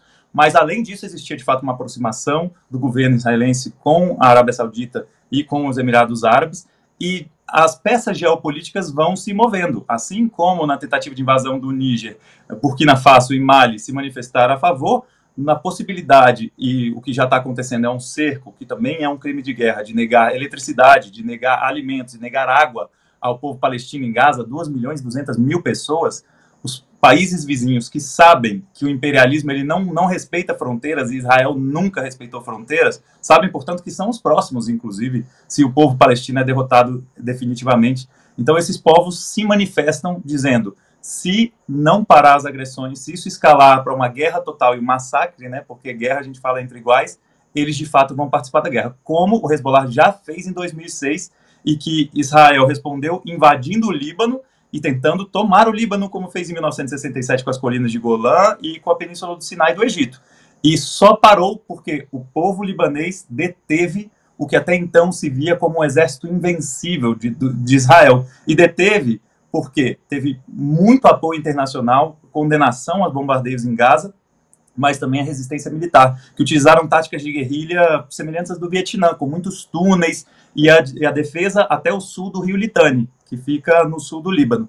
Israel foi a primeira grande derrota militar em 2006, que até então viam esse exército como invencível. E desde então, o Líbano se coloca como uma posição de que qualquer agressão ao povo palestino é considerado como uma agressão aos irmãos. E, de fato, existem problemas sobre diversos governos. Eu acredito numa sociedade livre, emancipada e onde não haja exploração, opressão nem destruição da natureza. A gente sabe que a gente vai ter muitas diferenças com governos e gestores dos estados nacionais em vários lugares do mundo. Só que isso não muda o fato de que, nesse momento, a maior violação de direitos humanos acontece no território palestino há 75 anos. Então, esses povos se colocam, a imprensa ocidental sempre vai colocar isso como uma grande ameaça, vai dizer na dinâmica orientalista, mais povos violentos vão agredir a única democracia do Oriente Médio, sendo que a gente sabe que isso não é verdade. Esses povos, nesse momento, estão tentando impedir um massacre e uma limpeza étnica total na Palestina. Elô, você quer fazer uma pergunta? Eu queria saber, Thiago, se você vê, você que é muito ativo na internet, né? Se você vê esse apoio acontecendo, porque eu ando bastante desanimada, não estou vendo esse apoio, né? Não estou vendo como que a Palestina vai conseguir angariar o apoio necessário para mudar essa situação definitivamente. Thiago, batalha. Pode falar, pode falar. Um pouquinho mais curtinho, porque daqui a pouco a gente vai ter que chamar um outro analista aqui para conversar com a gente, mas a gente quer muito ouvir sua resposta. Vai lá, querido. Tá ótimo. Bom, a gente sabe que não estamos no patamar que precisávamos, portanto, nós precisamos intensificar os esforços. A gente sabe que existe solidariedade. Por exemplo, desde que eu postei aquele primeiro vídeo que o Chico estava mencionando, que a filha dele mostrou para ele, as minhas redes, esses vídeos viralizaram, as minhas redes foram todas bloqueadas. E aí é uma baita lição sobre a democracia das redes sociais e sobre a suposta democracia liberal do sistema da sociedade ocidental moderna, né? Quando contraria seus interesses, aí diz que a gente está violando diretrizes da comunidade, uma série de coisas, quando a gente está defendendo justamente a paz verdadeira para aquela região. E aí a gente viu uma solidariedade muito grande, muitas pessoas dispostas a se colocar, só que no caso de Israel e Palestina, a oposição é ainda mais raivosa do que outras causas, como vocês estavam falando, pela questão dessa aliança da extrema-direita com o fundamentalismo religioso e com a dinâmica racista e supremacista branca sionista, é algo muito duro de se enfrentar. E a aliança e a confusão que eles criaram com o fundamentalismo religioso no Brasil, de que o Estado sionista de Israel, que pratica tudo o oposto do que era a palavra de Jesus de Nazaré, que ali seria, na verdade, um modelo de sociedade e a terra prometida, isso faz com que a população brasileira, de fato, solidarize bem pouco com a Palestina, justamente também pela manipulação ideológica de um povo violento.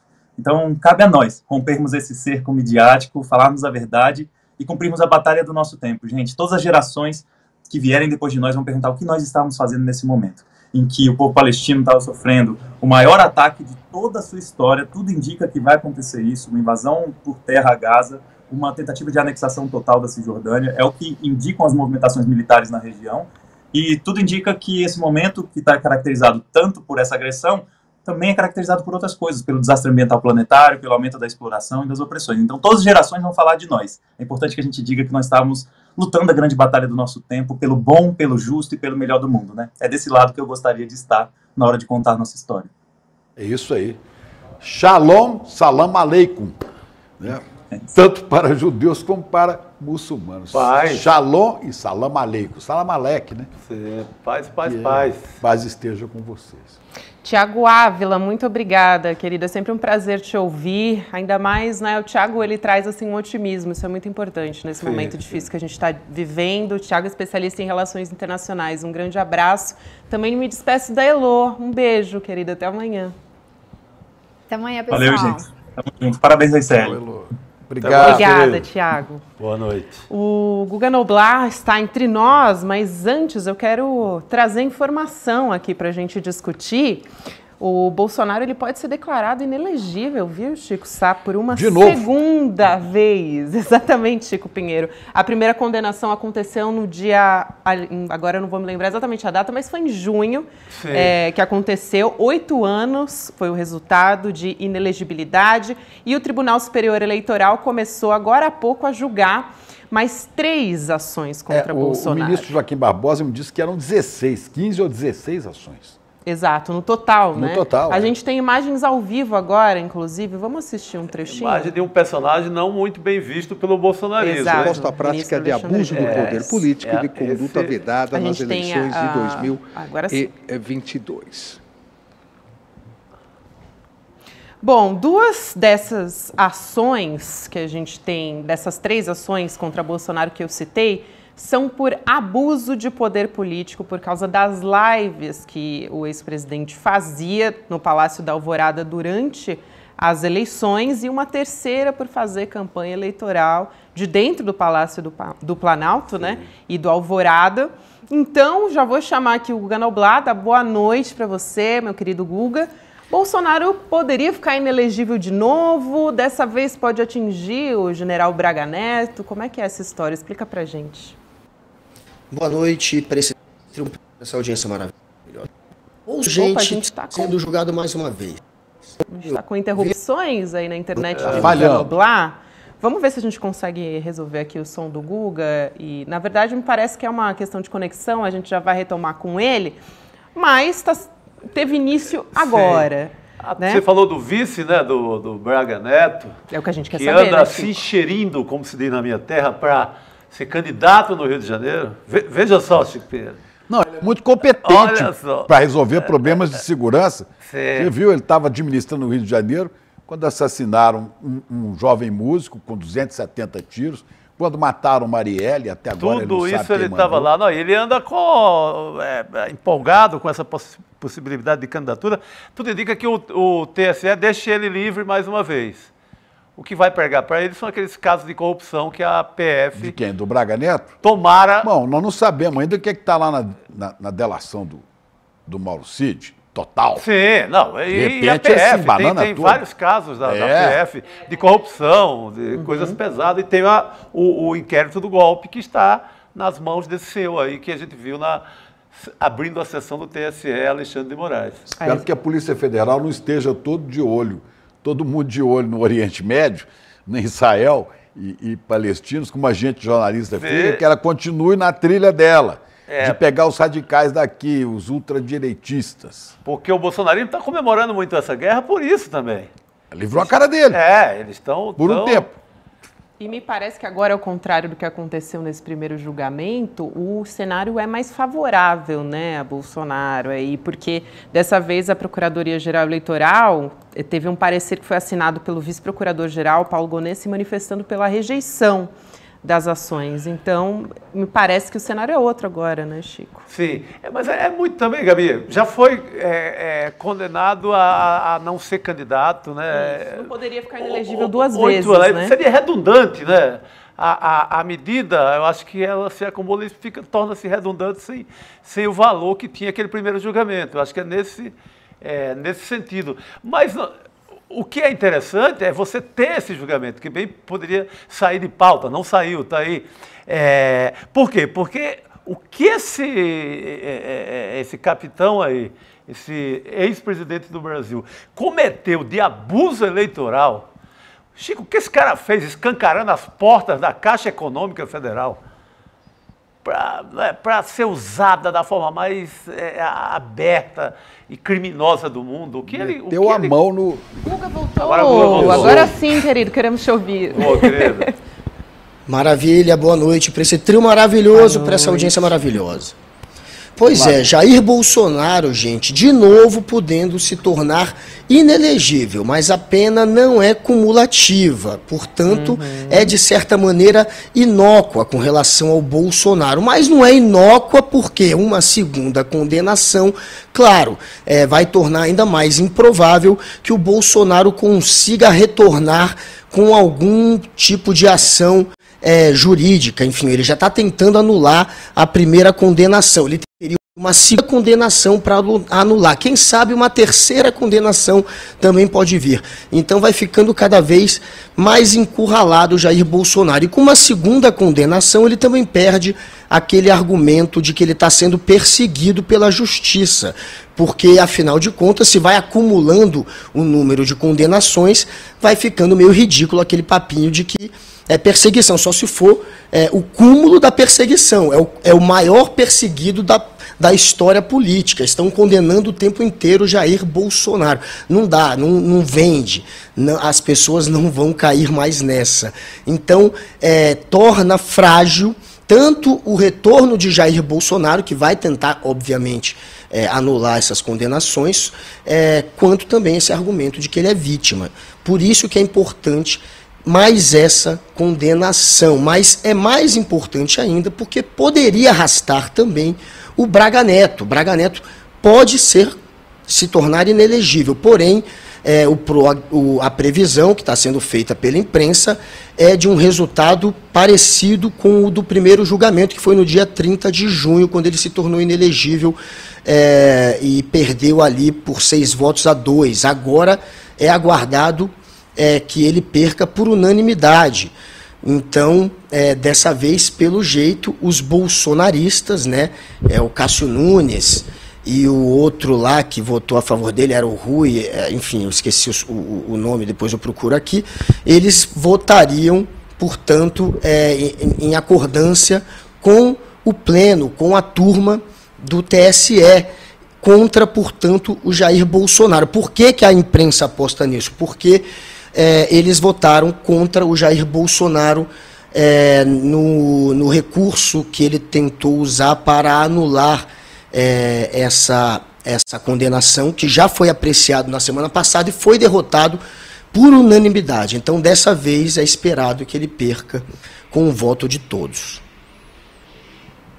Pois é, Guga, e a gente, por falar em Braga Neto, né, a Polícia Federal está investigando, a gente até comentou aqui agora, enquanto você tinha sido sequestrado aí pela sua internet, se o general Braga Neto atuou como elo entre Bolsonaro e integrantes dos acampamentos, que também depois culminaram no 8 de janeiro, né, e que estavam ali em frente aos quartéis do Exército. A apuração tem como base, só para relembrar você, o depoimento de Mauro Cid, né, ex-ajudante de ordens de Bolsonaro, e as informações são do jornal Globo. O que você acha, Guga? Realmente, a gente estava aqui debatendo, né, a expectativa no entorno disso. Pois é, o Jair Bolsonaro, essa questão do Braga Neto, aliás, ser uma espécie de interlocutor, isso vem, claro, tanto da delação do Mauro Cid quanto da própria investigação. A polícia ela fez busca e apreensão, ela tem aparelho celular, ela tem também computador, laptop, e eles têm feito esse trabalho de apuração que está chegando a essa conclusão de que havia ali, sim, um núcleo que coordenava o golpe.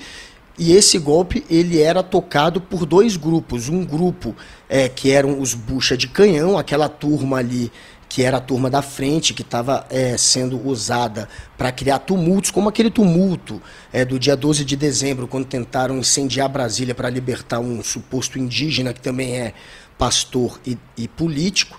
Então tinha um grupo que estava sendo o grupo que criava o tumulto e um outro grupo que tentava criar um argumento jurídico para poder colocar em prática o golpe. Então, tinham os que estavam pensando como justificar o golpe e aqueles que estavam sendo usados para criar um tumulto que pudesse, enfim, levar ao golpe.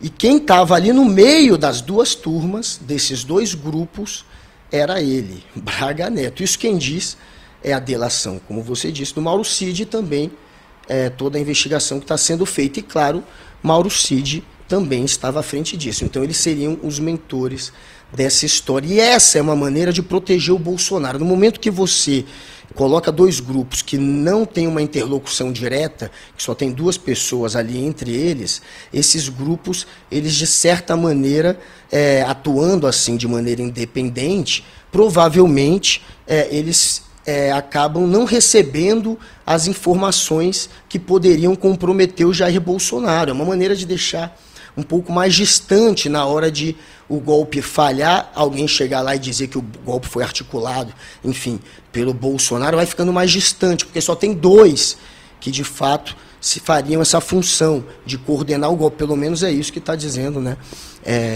essa apuração dessa reportagem sobre como está sendo conduzida a investigação a partir da delação do Mauro Cid. Então, seriam esses dois, o Mauro Cid e o Braga Neto. Esses é que poderiam, de fato, entregar para valer essa história do golpe. O Mauro Cid tá entregando. Mas é claro, a polícia tem até ligação de telefone, mensagens que mostram o major Ailton Barros conversando com o coronel Elcio. Tem ali, a gente sabe, tem o Anderson Torres com a minuta do golpe. Isso tudo faz parte dessa trama golpista. E quem estava se articulando tanto com esse grupo que fazia a minuta do golpe, que programava colocar o exército, os kids pretos, né? Aqueles kids pretos, 1.500 homens para dar um golpe, para prender o Alexandre de Moraes, que foi o que eles ouviram na conversa do Ailton de Barros. Esse grupo era comandado pelo Braga Neto e pelo Mauro Cid, assim como os baderneiros. Os baderneiros que estavam ali no acampamento, pelo jeito a interlocução maior era até com o Braga Neto do que com o Mauro Cid. O Mauro Cid diz, né, Guga, para a PF, foi o que ele disse no relato, que ele, né, o Braga Neto, quem atualizava Bolsonaro, como é que estava o clima na manifestação, o andamento ali nos quartéis, como é que estava tudo Braga isso. Neto. Ele, o Braga Neto. Ia no cercadinho em novembro dos golpistas e dizia assim, calma, não percam calma a fé. Não foi que ele disse em novembro? Tenham fé que vem aí, etc. Depois que perdeu as eleições. Pode escapar do eleitoral, dos crimes eleitorais, o Braga Neto pode bem escapar. Mas do inquérito do golpe, não tem como. Estava lá, ele tem ligações, ele incentivou, desse ele não escapa. Ô Guga, e tem outra coisa, a Polícia Federal prendeu um monte de celular. Sim. Tem celular de Bolsonaro, de Mauro Cid, tem um mundo de celular do ACEF. Quando é que vocês aí em Brasília, quando você acha que esse negócio começa a aparecer publicamente? De alguma maneira, essa notícia de hoje já tem um pouco de informação que foi vazada a partir da delação e que é novidade, né? A gente está entendendo agora que, de fato, a Polícia Federal ela está concluindo que tem sim um grupo, ela está vendo quais são os grupos, são 2 grupos, ela está entendendo quem são os mentores, quem são os interlocutores. Então, de alguma maneira, isso já é reflexo de vazamento para a imprensa. Mas, claro que tem muita coisa que a gente não teve acesso. Tem muita história, vazou, né? Até aquela história de que o Bolsonaro estaria comprometido com lavagem de dinheiro fora do Brasil. Essa história que a gente precisa de mais detalhes. Vazou muito pouco, tem vazado a conta-gotas, mas já temos alguns detalhes de imóveis que teriam sido comprados fora do Brasil e que poderiam ter sido usados para Jair Bolsonaro lavar dinheiro. Essas histórias são, enfim, pesadíssimas e a gente precisa entender melhor. Não dá para saber quando a gente vai conseguir acesso a tudo, né? Mas está rolando, tá vazando. Aos poucos, mas está vazando. Está trabalhando. A Polícia Federal segue investigando. Porque a guerra não pode encobrir tudo, né? A PM tem que seguir no seu trabalho. O Alexandre de Moraes está ali, só observando tudo. Daqui a pouco vai ser chamado de membro do Hamas. Sim, vai ser vítima dessa indústria de fake news já. É isso aí, Guga Noblar. Muito obrigada, querido. Boa semana para você. Um beijo. Gente. Até amanhã. Valeu, até amanhã. Boa noite. Que bom que a gente conseguiu conversar com o Guga. Gente, vamos atualizar as informações a respeito da guerra, né, de Israel contra o Hamas. Também Israel prosseguiu com os ataques à faixa de Gaza, mas a ação não ficou restrita ao território palestino. Aqui, atualizando as informações a respeito disso, o exército israelense disse que sofreu ataques da Síria e do Líbano, que fazem fronteira ao norte, né? Onde está o Hezbollah, naquele norte. Isso, exatamente, Chico. E disse que bombardeou áreas nos 2 países. Então, esse é o cenário que a gente tem. Já se estende a guerra. Vai se ampliando, né? Na madrugada dessa terça-feira, Israel disse que bombardeou mais de 200 alvos na faixa de Gaza. Isso foi durante a madrugada. E a ONU também deu uma estimativa de que esse ataque ao território já atingiu 5.300 prédios, deixou quase 200 mil palestinos desabrigados e 610 mil sem água potável. A gente já tem um cenário, na verdade, desde antes disso, de 97% da água que os palestinos consomem não são prontas, né, para o consumo, adequadas para o consumo. Então, na verdade, só agrava ainda mais, né? E o número de mortes no confronto, a estimativa também, porque a gente sempre tem atualizações, né? Isso está mudando a todo momento. E outra informação importante, né? E para a gente lamentar aqui e prestar nossa homenagem, 4 jornalistas foram mortos hoje em Gaza, né? Exato. Pelos bombardeios israelenses. Passa para 8 o número de jornalistas, aliás, todos palestinos, mortos consequência dos bombardeios. Pela invasão de Israel. Né? Exatamente. 8 jornalistas. Impressionante como na nossa profissão temos colegas que morrem de todo jeito. Né? E o número de mortos no confronto, de maneira geral, né, pode ter ultrapassado 3.000 em Israel. O governo está citando mais de 1.000 mortos, 2.700 feridos. E o Ministério de Saúde da Palestina dá informação de 900 mortos e 4.500 feridos. E Israel também disse que encontrou 1.500 corpos de soldados do grupo Hamas em território israelense. Então, na verdade, esses números também são bastante imprecisos, né? Porque a todo momento você encontra... Você soma esses 1.500, as vítimas de palestinos, aí você já pula... Né? Para 2.300. Então, são muito imprecisos no momento. O que a gente tem mais ou menos certeza a essa altura é que essa guerra, isso vai se esticar por longos meses. Com risco de se ampliar, né, Xará? Porque está colado, já está a Síria e Líbano praticamente envolvidos e sem perspectiva. A ONU é uma voz que acompanha, que faz contagem, que dá relatos, mas sem força política também. Mas como disse o presidente Lula, né? Completamente anacrônica. A ONU foi feita do pós-guerra, depois de 45, né?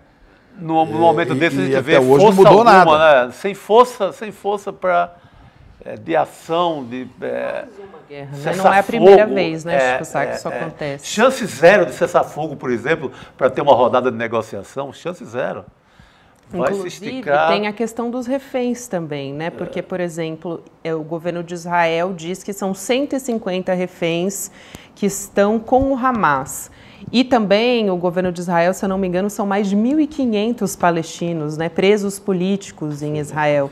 Então, o Hamas tem ameaçado assassinar essas pessoas sequestradas, né, de Israel, se Israel mantiver os ataques a Gaza, e a gente sabe que tudo continua acontecendo, né? Esses ataques continuam prosseguindo. Então, enquanto isso, também ainda tem essa possibilidade de mortes aconteçam também ali dentro do grupo fundamentalista, o que é bastante preocupante. Meu Deus! Nada bom o cenário daqui para frente. Exatamente. A gente vai continuar acompanhando essa história. E também você falou de Líbano e Síria, que diz que não tem nenhum envolvimento aí formal na guerra, mas afirma ter sofrido também, Israel afirma ter sofrido ataques do Líbano e da Síria.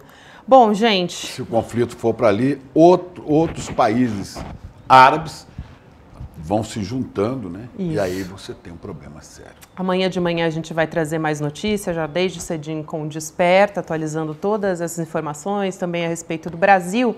Agora você vai ficar com o webinário 3 regras para investir com resultados, com o Eduardo Moreira, para entender... Mas anunciei isso aqui, porque isso é importante. Exatamente, as regras essenciais, olha aí na nossa tela. Pois é. Para ter o resultado que você espera nos seus investimentos, ainda que você seja iniciante, você também pode fazer. A gente vai ter essa aula que é gratuita e online com o Eduardo Moreira, edu1.com.br. É isso, produção? /ao vivo, exatamente. Então, e o jeito de como você investir em coisas certas, porque você pode estar fazendo investimento que te dá um grande rendimento e está alimentando a indústria de armas. O Edu sempre fala disso. Poxa, bem lembrado. Muito bom. Invista em coisa que vale a pena. Eu vou me despedir, claro, dos canais, né, do Instituto Conhecimento Liberta, Eduardo Moreira, e também do canal Com Brasil, que nos acompanhou. Mas, aliás, hoje não, né? Hoje é terça-feira. Então, ontem que ele nos acompanhou. Mas eu quero deixar o recado de que você que está na nossa live vai ter que esperar 15 minutinhos, mas é muito rápido e o Edu já começa essa aula ao vivo na sequência, às 8 horas da noite. Então, você pode esperar um pouquinho e a aula já vai começar, né? Mas é o tempinho de arrumar o estúdio aqui para a aula e já... Olha, eu quero despedir com uma saudação de paz ao é povo judeu, importante. Shalom. Ao povo muçulmano, salam aleikum. E a nós, paz e bem. Muita paz. É isso. E bem. E claro, sempre a nossa solidariedade, né? A todo mundo. Até amanhã. Olá, pessoal. Meu nome é Suzy Pisa, eu sou filósofa, formada pela Unicamp. Atualmente eu sou professora da Universidade Federal do ABC, atuo na linha de ética e política e gravei um curso para o Instituto Conhecimento Liberta, que está disponível na plataforma, sobre a filósofa Hannah Arendt. Hannah Arendt é, sem dúvida, uma das grandes pensadoras do século XX, de fundamental importância não só para a filosofia, mas para as ciências humanas de maneira geral. Esse curso ele tem a peculiaridade de trazer para vocês grandes textos da Hannah Arendt. Então, a cada aula eu fui apresentando alguns fragmentos de obras como Entre o Passado e o Futuro, As Origens do Totalitarismo, enfim, tantos outros textos da Hannah Arendt que são fundamentais para compreender conceitos fundamentais da teoria dela, mas também procurei tensionar o pensamento dela com uma série de discussões contemporâneas que a própria Hannah Arendt é tensionada, é questionada, como, por exemplo, as questões raciais no texto Responsabilidade e Julgamento.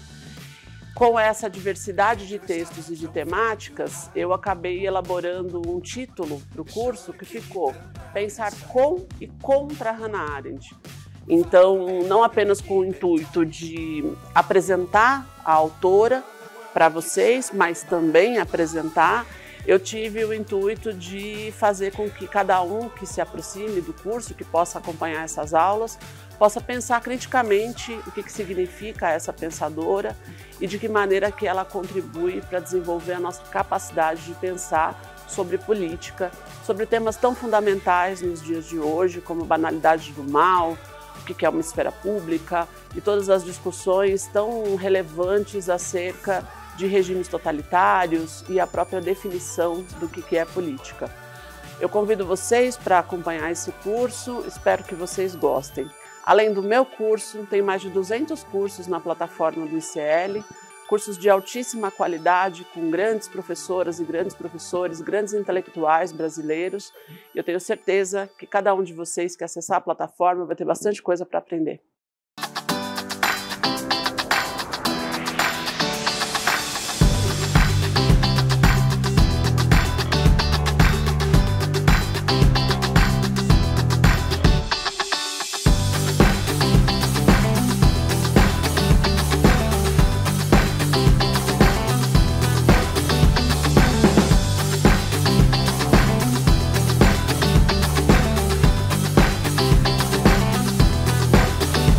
A liberdade de expressão é o preceito fundamental que organiza a nossa República Federativa. É um valor constitucional que deve ser respeitado, porque sem a liberdade de expressão e, sobretudo, sem a liberdade de imprensa, não existe o adequado funcionamento daquilo que a gente chama de nação. Contudo, ao longo dos últimos anos, sobretudo sob a égide do bolsonarismo, as pessoas passaram a confundir liberdade de expressão com a liberdade de praticar crimes. A liberdade de expressão, ela não compreende a prática de crimes. Com isso bem estabelecido, fica evidente que respeitar a liberdade de expressão, principalmente quando aplicada para a liberdade da imprensa, é absolutamente fundamental para que a gente tenha o bom andamento da República e que a gente consiga manter os valores que sustentam o nosso Estado democrático de direito.